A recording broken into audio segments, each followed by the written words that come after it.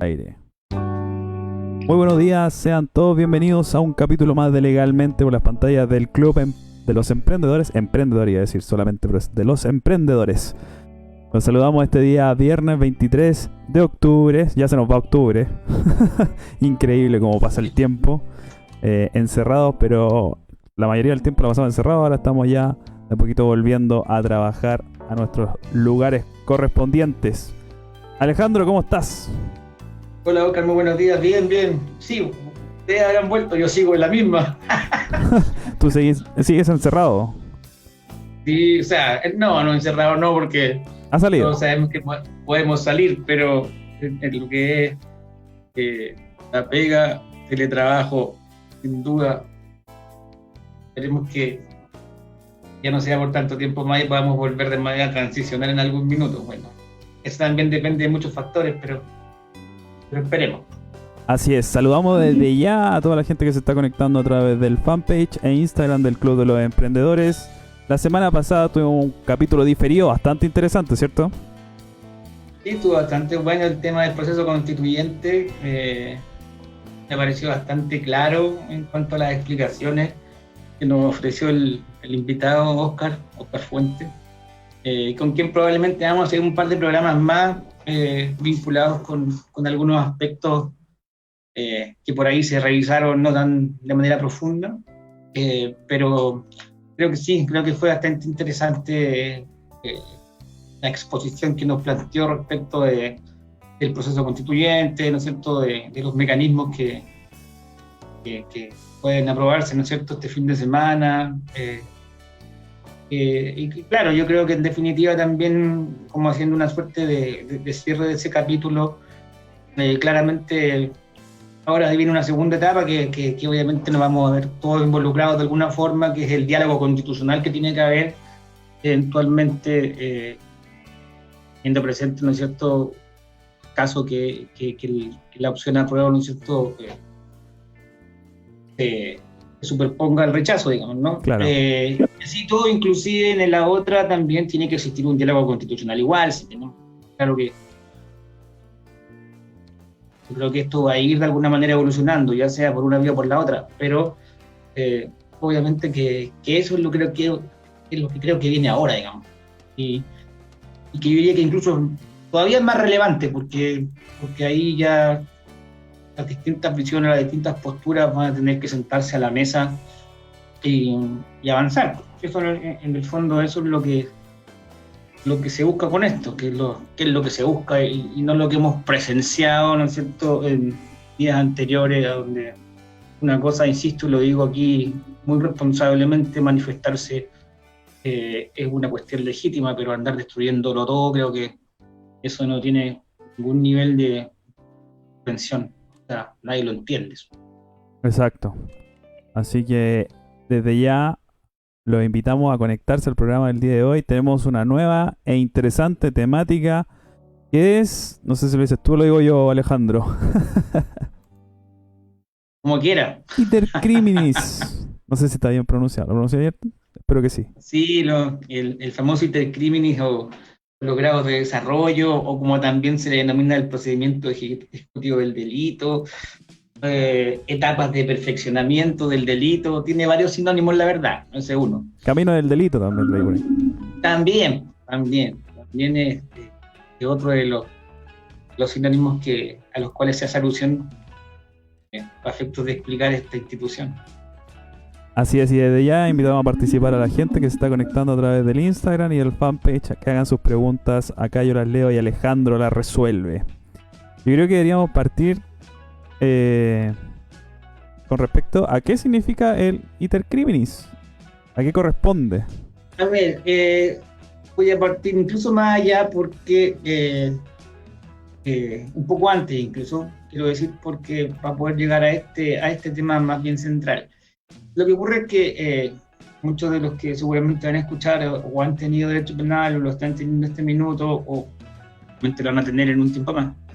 Pero sobre todo para graficar un poco de manera resumen, porque esto da para varias clases, varios programas, en general siempre lo digo. Hay ciertos elementos que tienen que contenerse para que podamos estar en presencia de un delito, que sea.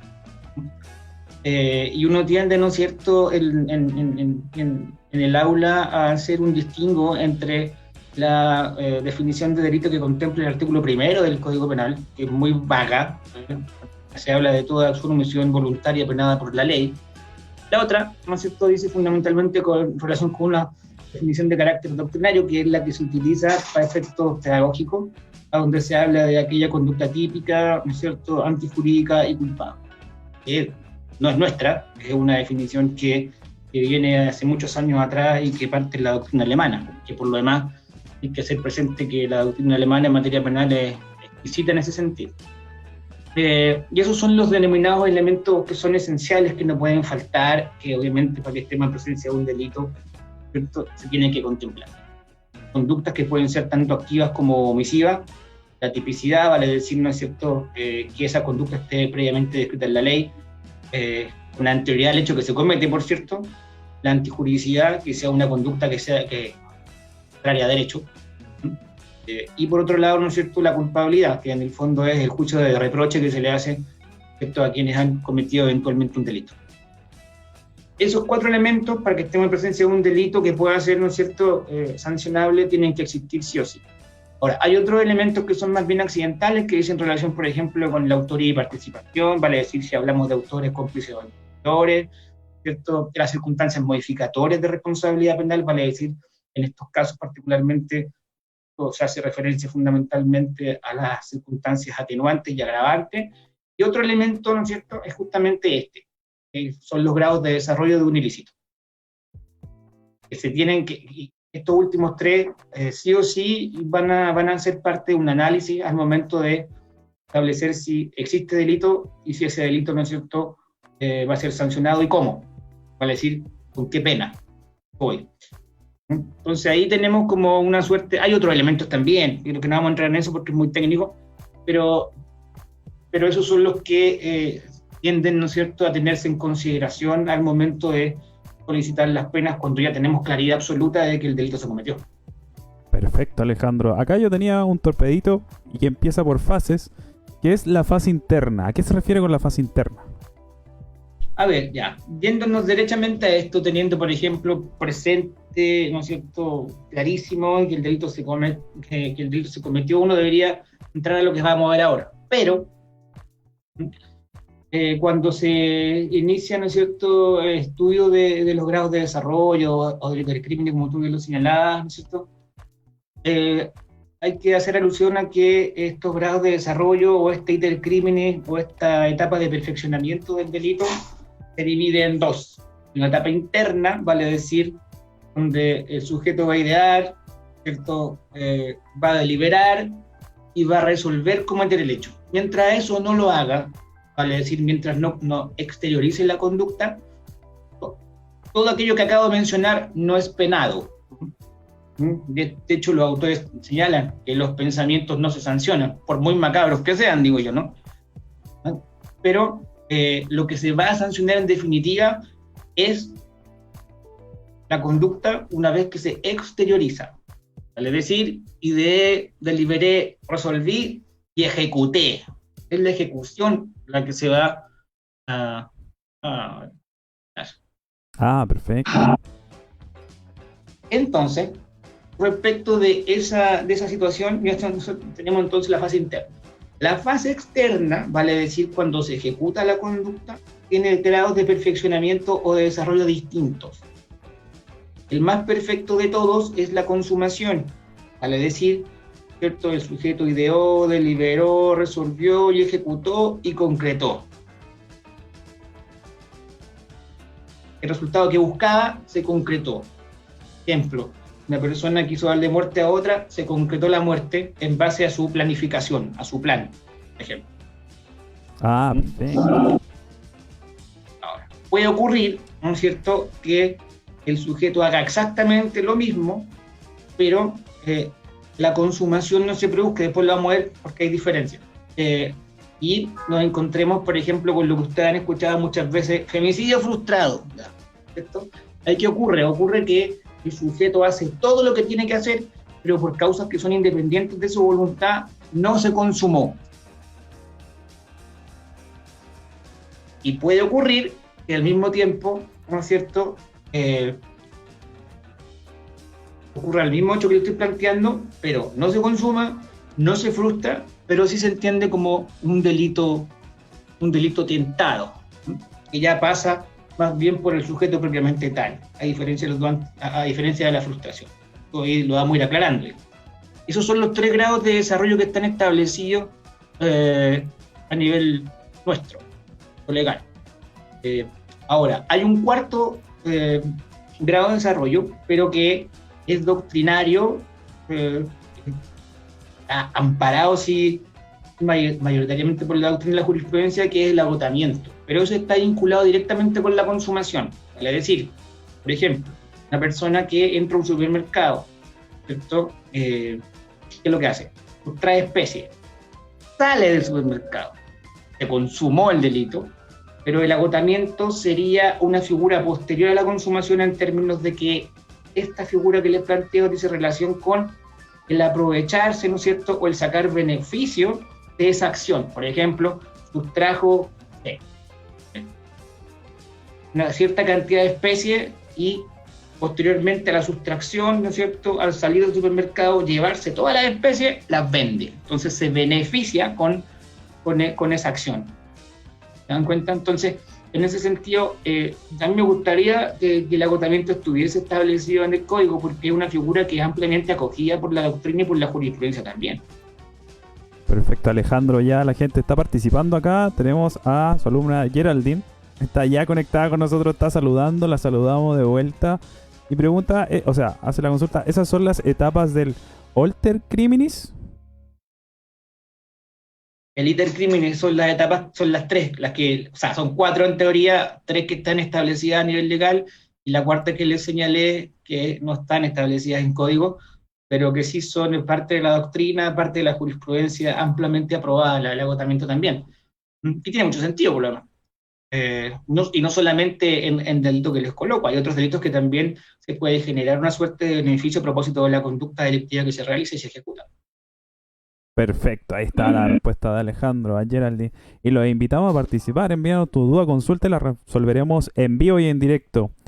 Alejandro, dentro de las etapas que yo fui viendo en la fase interna, aparece como primera la ideación, que es lo que nos comentaba, ¿cierto? Claro, o sea, dentro de la etapa interna está la ideación, ¿no es cierto? El sujeto, ¿no es cierto?, de alguna manera planifica. Van de la mano, porque en realidad idea, ¿no es cierto?, tiene el objetivo de dar, por ejemplo, muerte a un sujeto, lo más gráfico, ¿no es cierto? Y la idea lo piensa, ¿no es cierto? Después continúa con una etapa posterior que es dentro de la interna, que es la deliberación, o sea, ahí me imagino que obviamente se analizarán los pros y los contras de la conducta que quiere realizar, y seguido de eso, ¿no es cierto?, resuelve si lo hace o no. Si resuelve de manera, comillas, positiva en cuanto a realizar la conducta, obviamente hasta ahí no tendríamos ninguna sanción aplicable, porque es una fase interna, está, ¿no es cierto?, en la mente del sujeto, no se ha exteriorizado. Ahora, si esa ideación, deliberación y resolución se transforman en algo concreto, vale decir, se ejecuta la conducta, ¿cierto?, se exterioriza en este caso. Las únicas conductas que se van a sancionar penalmente, ¿no es cierto?, son aquellas que se exteriorizan, no las internas, ¿no es cierto? Ahí habrá que hacer un análisis, como bien señalaba, una serie de elementos para establecer, primero, si estamos en presencia de un delito, y si lo estamos, ¿no es cierto?, cuáles son las penas que se van a poder aplicar de acuerdo, ¿no es cierto?, a los elementos que les mencionaba, vale decir, la autoría y participación, las circunstancias modificatorias, si la hay, y cuáles son las que existen, porque pueden ser, ¿no es cierto?, atenuantes como agravantes, y precisamente esto que estamos viendo ahora, que es el grado de desarrollo. Ahora, ¿por qué lo digo que es importante el grado de desarrollo y no solo un tecnicismo? Antes de entrar al fondo, porque resulta de que cuando se habla de estos grados de desarrollo, dejando de lado por un rato el agotamiento, ¿no es cierto?, hay diferencias en cuanto a las sanciones. ¿Qué lo digo? Porque en el caso, por ejemplo, de un parricidio, si se consuma, la pena va a ser probablemente una pena alta, o la pena que sea, dependiendo de los demás elementos que se analicen. Pero respecto de la frustración, ¿no es cierto?, la pena va a bajar en grado, y particularmente en 1 grado.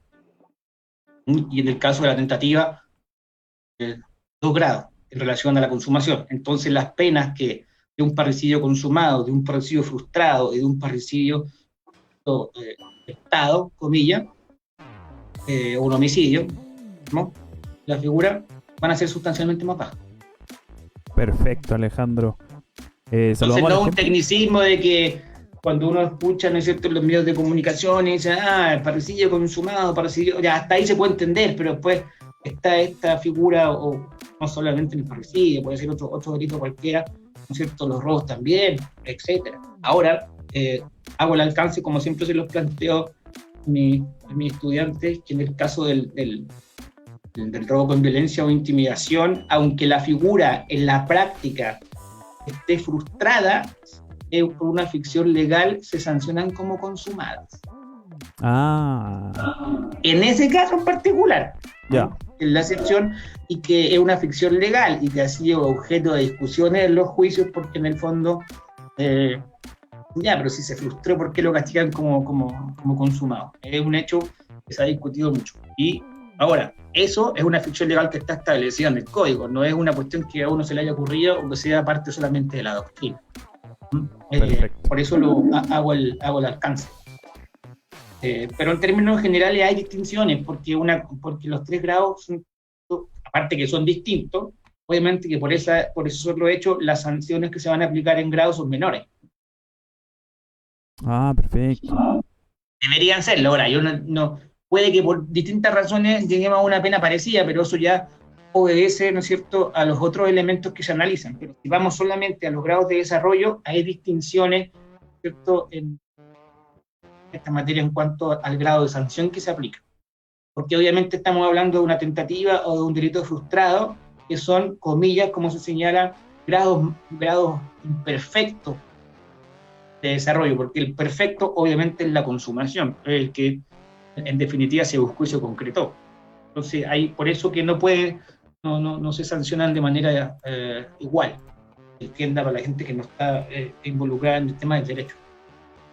Excelente, ahí está la respuesta y aclaración de Alejandro. Y saludamos, como te decía, a toda la gente que nos está saludando a través del Instagram, que también nos están viendo en vivo y en directo legalmente todos los viernes a las 11 de la mañana. Aquí nos saluda nuestra seguidora Rod.venta. Dice, gracias por la información. De nada, para eso estamos, ¿cierto, Alejandro? Así es. Con respecto a lo que seguíamos conversando y hablando, tengo la parte 2, que es la deliberación, que también ya lo había explicado, ¿cierto? Claro, que van más bien de la mano, porque es una cadena desde el punto de vista interno, donde el sujeto va a planificar en definitiva y va a determinar si ejecuta el acto o no. Por eso digo que ahí, y que quede clarísimo, eso, por muy macabro que sea, claramente mientras eso no se materialice, obviamente no puede ser sancionado. Y luego ya tenemos, ¿no es cierto?, las 3 figuras por los 3 grados de desarrollo que ya están dentro de la etapa externa, ¿no? Porque ahí, independientemente que se haya consumado, frustrado, tentado un delito, claramente, digamos, ahí ya se exteriorizó la conducta. ¿Cuándo se entiende que se podría sancionar? Desde que se da principio a la ejecución del hecho. Fundamentalmente eso, ¿no? Desde que la conducta se lleva a cabo. Conducta que se puede, ¿no es cierto?, concretar, o conducta que por distintas razones, ¿no es cierto?, no se va a lograr en cuanto al resultado esperado por el autor. Claro, esa es la etapa 3 que tenía acá, el punto final, que es la decisión, etapa final de la fase interna. El sujeto, en base a sus planteamientos, decide actuar. En cuenta entonces, cuando ya decide actuar, ahí está el límite entre que decida, ¿no es cierto?, y lo haga o no lo haga. Pero si ya lo hizo, ¿no es cierto?, podríamos estar en cualquiera de las 3 figuras dependiendo de lo que haya ocurrido, ¿no es cierto?, al ejecutar el acto. Puede haber consumado, se puede haber frustrado o se puede haber tentado. Perfecto, Alejandro. La gente que está a través del fanpage, también los invitamos a participar, que hagan sus consultas, sus preguntas. Estamos hablando sobre el iter criminis. Y paso a una segunda etapa, que es el acto preparatorio. Me adelanté hoy. Eso lo vamos a dejar para el final. Ya, lo dejamos en la segunda parte, segunda patita. Porque ahí hay unas distinciones que hacer, entonces yo preferiría irme con las etapas externas, digamos, con las que ya hemos mencionado, para que se pueda entender de mejor forma. en cuanto a las tres etapas, o sea, perdón, a los tres grados de desarrollo que les mencionaba. Dentro de la etapa externa yo les mencionaba que estaba la tentativa, la frustración y la consumación. La consumación no tiene mayor análisis porque claramente, ¿no es cierto?, se va a dar cuando se ejecute, ¿cierto?, el acto y se concrete, ¿no es cierto?, el resultado buscado por el autor. Punto. Homicidio, se idea, se delibera, se resuelve, se ejecuta y se concreta. Cuando hablo de consumación es porque el homicidio, si busca, ¿no es cierto?, el matar a otro y eso se concreta, estamos hablando de un homicidio consumado.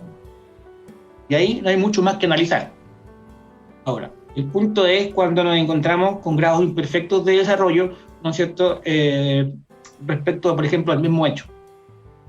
Caso de los dos primeros, yo hablaría primero de la tentativa, y lo leo textual, ¿no?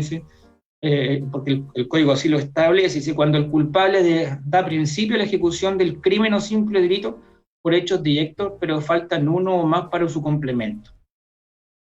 ¿Ya? Ahí el autor del acto, ¿no es cierto?, hace todo lo que tenía que hacer, ¿no es cierto?, pero faltó algo.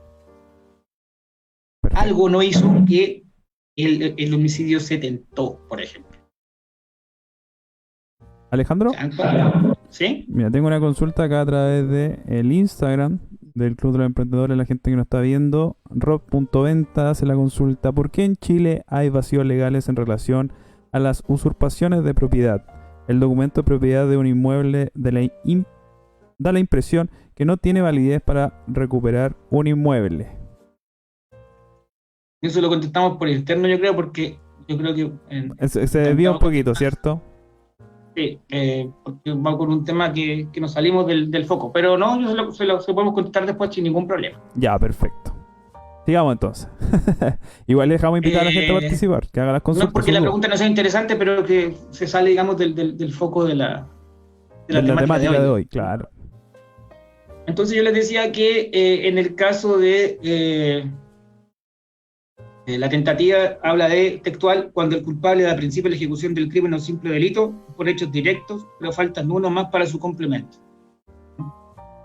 Aquí no se hizo todo, algo faltó que no se logró concretar, ¿no es cierto?, el resultado que se buscaba. Eso es importante tenerlo presente, a diferencia de lo que ocurre con el delito frustrado, ¿no es cierto?, que ahí se hace absolutamente todo por parte del autor, pero por causas que son independientes a él, ¿no es cierto?, no se logra concretar el resultado. Por ejemplo, en el caso del delito frustrado, alguien que, ¿no es cierto?, ideó, deliberó, resolvió, y en eso planificó, ¿no es cierto?, darle muerte a un sujeto, fue a la armería, compró el revólver, revisó, ¿no es cierto?, los horarios de entrada y salida de su hogar, hizo todo ese tipo de cosas. Llegó el minuto, ¿no es cierto?, se dirigió al lugar en el horario indicado, disparó, ¿no es cierto?, pero tiene tan mala puntería el pobre que no le pegó. ¿Ya? Ahí se frustró. El delito se comete. Lo que pasa es que no se consigue el resultado esperado. Por lo tanto, no ¿no es cierto?, si se logra probar, porque además, de paso, hay que decir que todo este tipo de situaciones tienen que ser probadas en juicio, no es que a uno se le ocurrió. Entonces, si se logra probar aquello, ¿no es cierto?, vamos a estar en presencia de un delito de homicidio, pero frustrado porque claramente, ¿no es cierto?, no se concretó, digamos, el resultado esperado por parte del autor, que era darle muerte a la víctima, ¿cierto? La víctima se salvó, entre comillas, porque se frustró el delito. O a lo mejor, ¿no es cierto?, no es que tenga, por causa independientemente de su voluntad, le pega, ¿no es cierto?, el disparo a la víctima, pero la víctima no fallece. ¿Se dan cuenta? Y eso es homicidio frustrado, porque claro, el resultado que buscaba no se pudo concretar. En el caso de la tentativa es distinto, porque es el propio sujeto el que le falta realizar un acto, por ejemplo. ¿Se dan cuenta qué es lo que hace? Por ejemplo, en el caso de una persona que pretende ingresar a un lugar, ¿no es cierto?, a una vivienda a sustraer especies, que sería, ¿no es cierto?, dependiendo si está habitada o no, un robo en lugar habitado, ¿no es cierto?, o un robo en lugar no habitado, y hay fuerza en las cosas para ingresar, o sea, si eso es justo. el hurto es distinto. Y él, ¿no es cierto?, esta persona salta a la reja y cuando va a ingresar, digamos, a la casa, se arrepiente y se devuelve. Ahora, eso ya está más vinculado con la tentativa. Ahí hay figuras, que está la tentativa pura y simple y el desistimiento de la tentativa. Pero no quiero entrar en eso porque es más complejo de explicar para los auditores que no están vinculados con el tema, digamos, del derecho. Pero ahí se suele hacer una diferencia. Entonces, y para dejarlo claro, en el caso de la frustración, ¿no es cierto?, y ahí yo creo que se entiende más para aquellos que no están vinculados con esto, es que ahí el sujeto puso de su parte todo lo necesario, pero por causas que no son completamente independientes, el tema no se concreta. Alejandro, mira. Y entonces, esto da pie, ¿no es cierto?, a que en cada uno de los grados de desarrollo las sanciones que se aplican sean en ellas, para la redundancia, en grados menores. Acá nuestra seguidora a través de Instagram vuelve a hacer una consulta. Rob.venta dice: ¿qué medios se consideran pruebas válidas y cuándo se descartan otras posibles pruebas presentadas para comprobar un delito? A ver, hoy día en el proceso penal actual hay libertad de prueba. No es como antiguamente ocurría en el sistema antiguo, que la prueba estaba completamente establecida en el código y era una prueba taxativa. Hoy día desde testigos, prueba documental, ¿no es cierto?, pericias, videos, fotografías. No hay, digamos, ninguna prueba que esté vedada para efectos de lograr probar un hecho ilícito. No es como antes. Hoy día la libertad de prueba está, ¿no? Y por tanto, ¿no es cierto?, existe la posibilidad de probar con medios que sean obviamente idóneos, ¿no es cierto?, que sean pertinentes, pero como mecanismo, como prueba, hoy día mucho más amplio que antes. Y por lo tanto, aquí se ha probado muchas veces con testimonios, que es lo habitual, dependiendo del delito, con prueba instrumental o documental, vale decir, con documentos, ¿no es cierto?, con prueba, ¿no es cierto?, pericial, y otras más que existen, pero incluso también en los acápites de las acusaciones se habla de otros medios de prueba, estamos hablando, ¿no es cierto?, de videos, fotografía, etcétera, que complementan, ¿no es cierto?, las declaraciones de los distintos de las víctimas como imputados, y que en definitiva, ¿no es cierto?, van a permitirle al tribunal de alguna forma, más allá de las declaraciones propiamente tal, que obviamente es relevante, lograr muchas veces generar convicción y sancionar, o en muchos casos también no van a ser suficientes y probablemente eso puede implicar una absolución. Pero está permitido un sinnúmero de pruebas que antes no. En el sistema antiguo eso no operaba, eran pruebas que estaban taxativamente establecidas en la ley. Hoy día eso hace muchos años, desde que entró en vigencia el proceso penal actual, eso cambió abruptamente y en beneficio, diría yo, porque permite, digamos, incluso los correos mail, por ejemplo, para dar un ejemplo de documentos, y incluso hoy día hasta los WhatsApp pueden ser elementos probatorios, si coinciden con los antecedentes recabados de la investigación, ¿no es cierto?, porque todo va de la mano, ¿no? Y eso implica que ese tipo de pruebas también es válida. Así que hoy día no tenemos grandes inhabilidad en ese sentido, no tenemos grandes límites. Yo diría que eso es una situación de importancia y muy relevante. Perfecto, ahí está la respuesta de Alejandro a nuestra seguidora a través de Instagram, rob.venta. Saludamos también a cata.cerda, donde dice hola, la saludamos de vuelta. Y no sé si, Alejandro, tienes algo más que se haya quedado en la primera parte para que nos vamos a una pausa comercial. Antes que nos vamos. Ahí retomamos con otro tema. Perfecto, entonces nos vamos a una pequeña pausa comercial y volvemos con más Legalmente por las pantallas de El Club de los Emprendedores.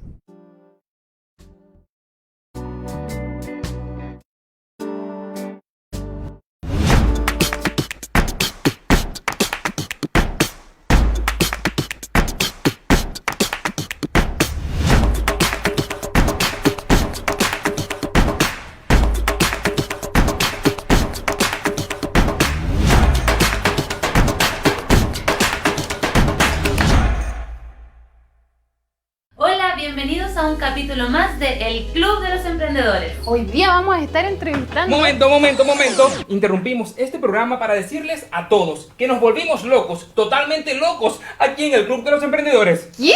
Sí, como lo oyen, y queremos que ustedes formen parte de esta locura. Es hora de que puedas formar parte de nuestra familia, siendo auspiciador del club o teniendo tu propio programa de televisión. No te pierdas esta gran oportunidad de formar parte del mejor club, El Club de los Emprendedores.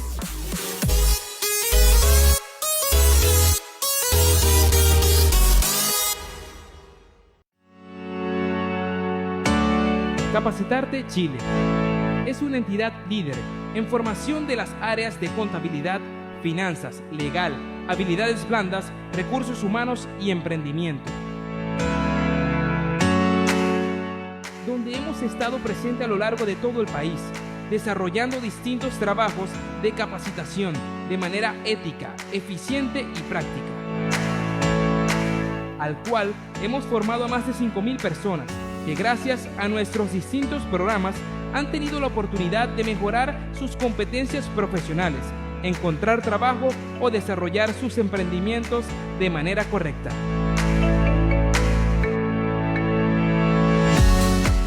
Capacitarte, el arte de capacitar.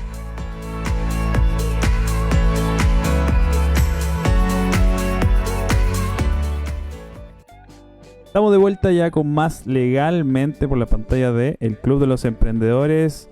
Estamos con Alejandro Hurtado, docente y abogado, y tenemos la consulta que dijimos la vamos a responder, la estábamos ahí analizando en comerciales, de Pacito. ¿Cuándo se acaba el sistema inquisitivo? Se la pregunta. A ver, eso ya tiene muchos años. Hay que recordar que a nosotros nos dio más de 100 y tantos años un sistema completamente distinto al que hoy día tenemos. Particularmente el trabajo que se empieza a generar para efectos de modificar o generar un nuevo proceso penal fue a partir del año 90 y algo, 95, 96, por ahí.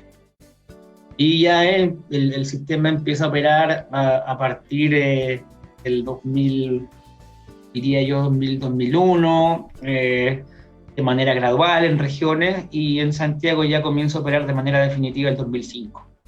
Y ahí cambia, digamos, toda la operatividad que había, porque obviamente en el sistema antiguo no teníamos esta cantidad de instituciones que tenemos hoy día, ¿no es cierto? No existía la fiscalía, obviamente, por lo mismo, ¿no es cierto?, había muchas atribuciones de las que hoy día tiene la fiscalía que las tenía derechamente el juez del crimen en esa época, que era quien, ¿no es cierto?, investigaba, acusado y fallaba, las tenía todas. Y eso generó en algún minuto, ¿no es cierto?, una suerte de preocupación en cuanto a situaciones de prejuzgamiento, etcétera.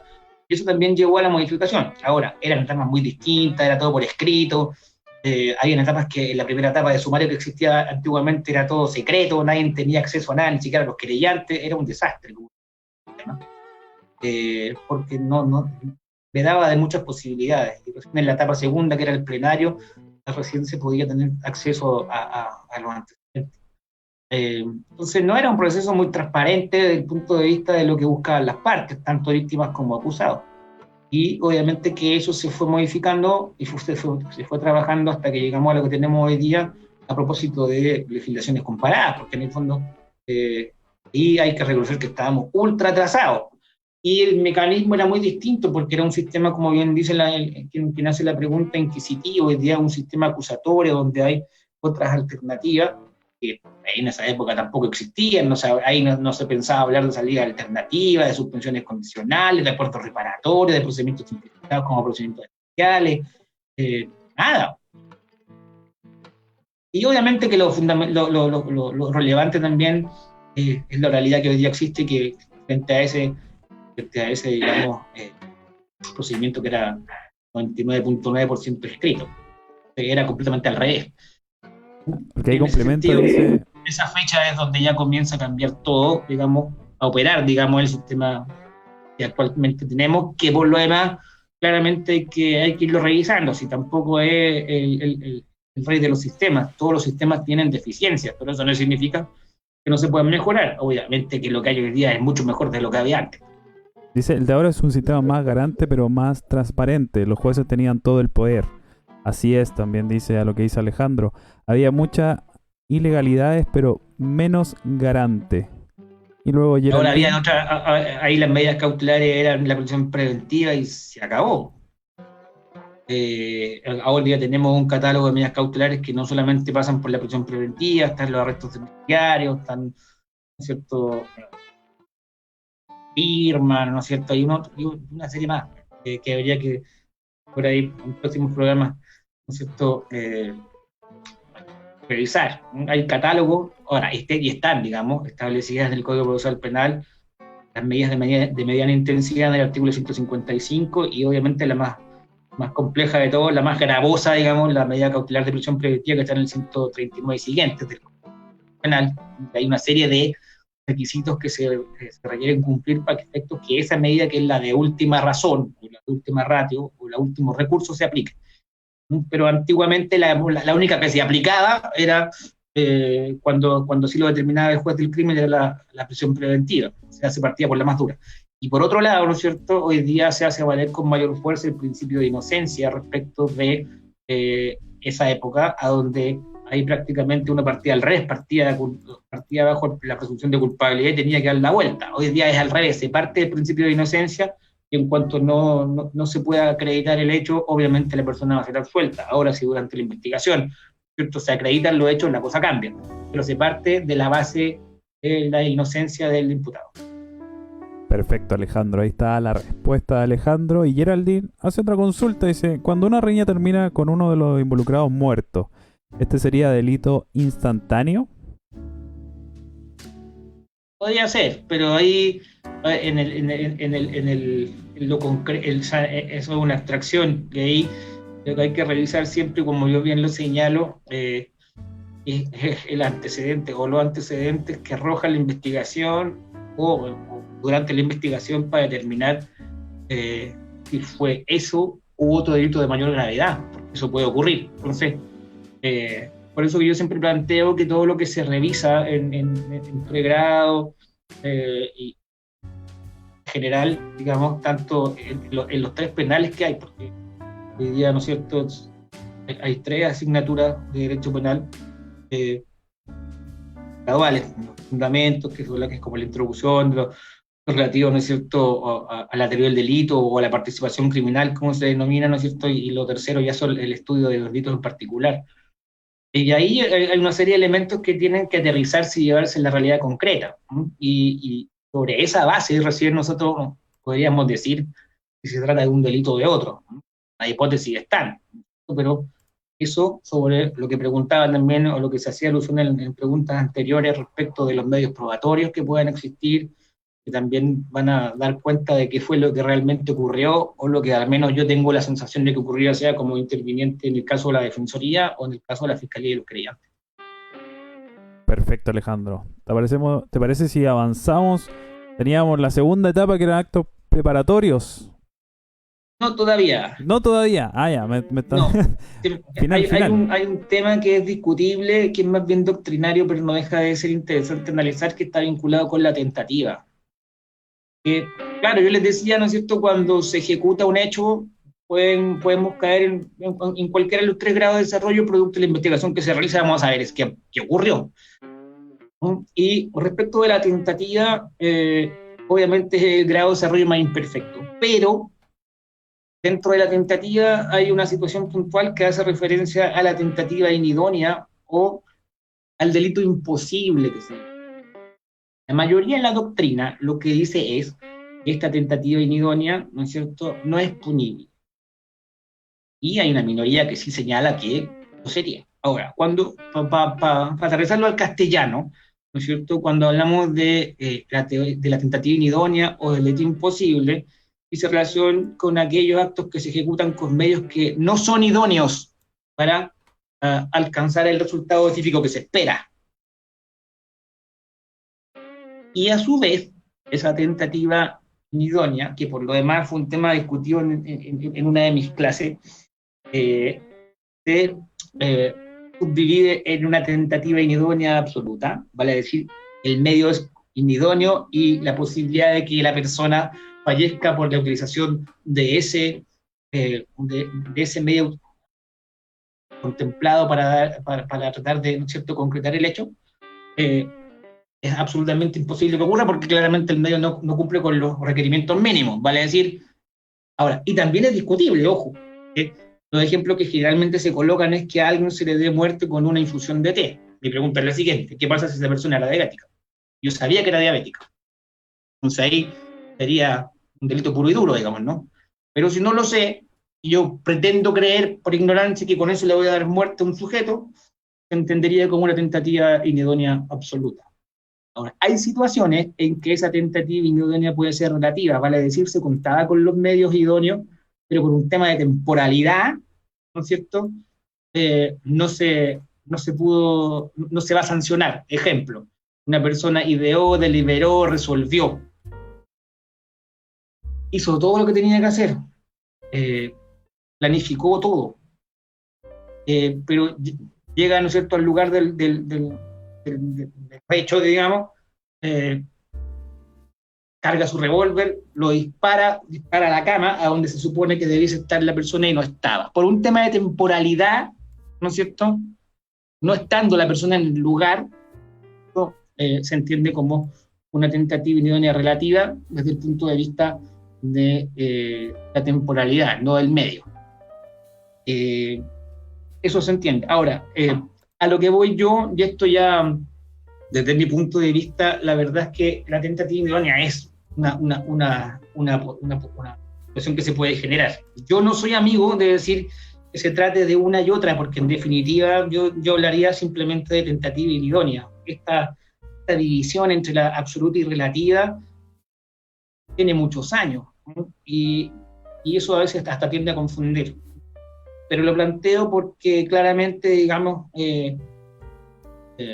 no es menor, puede darse, ¿cierto?, una discusión de estas características en audiencia de juicio, sí, ¿por qué no? Pero obviamente ahí lo que quiero decir es que hay ciertas conductas que por mucho que se exterioricen, por ejemplo, no van a ser consideradas delitos. Y particularmente por lo que acabo de mencionar, en cuanto a los medios de, ¿cierto? Ahora, hay un ejemplo que es muy discutido, que es el tema del aborto, obviamente fuera de las tres causales, en que, ¿no es cierto?, se usan medios que son idóneos, pero respecto a una mujer que no está embarazada. Entonces, la discusión que se genera ahí no pasa por los medios, sino que ahí pasa por el peligro real de la acción. No genera ningún peligro respecto de esa figura. Pero aquí yo siempre he dicho, el derecho penal no es absoluto, por lo tanto, claro, en ese evento que me preguntaban el otro día, efectivamente respecto de esa situación puntual no hay delito, pero sí se podría generar un delito de lesiones producto de la utilización de medios que pudiese dañar, ¿cierto?, a la persona más allá que no esté embarazada. ¿Se dan cuenta? Entonces, ahí es todo muy relativo, y a lo que voy yo entonces, y vuelvo a señalar lo que he planteado en más de una oportunidad, que todo tiene, o sea, todo caso en concreto tiene que revisarse, porque todos los casos son distintos. Entonces, hay una serie de elementos probatorios que me van a permitir, ¿no es cierto?, determinar si hubo o no hubo delito, más allá de los grados. Entonces, y ahí vamos a saber si hubo y en qué grado. A eso voy.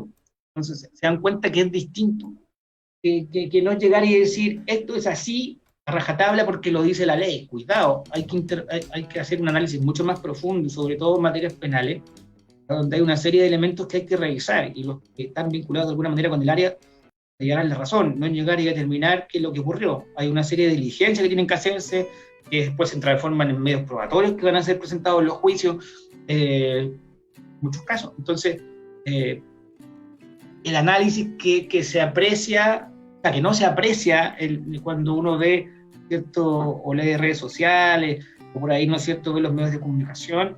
Detrás de eso, de que para que se diga fue así y así y así, hay una investigación súper exhaustiva hacia atrás, ¿cierto?, para poder determinar que lo que se está diciendo hoy día es lo que supuestamente es, y no otra cosa.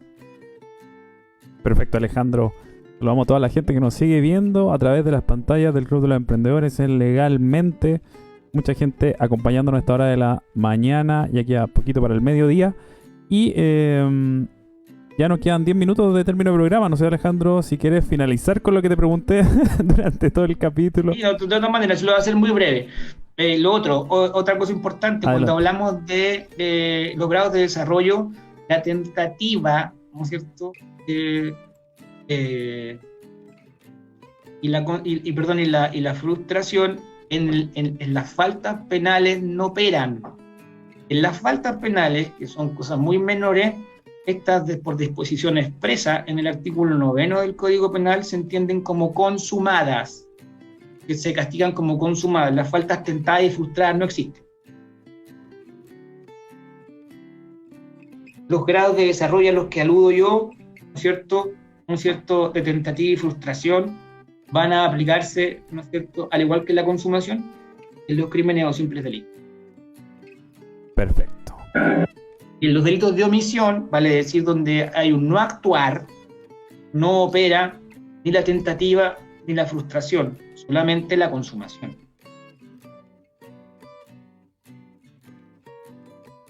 Porque como ustedes se dan cuenta, digamos, es como lógico. En un no actuar no hay tentativa, en un no actuar no hay una frustración, en un no actuar hay derechamente una situación que se va a transformar en un delito, se va a entender como consumado.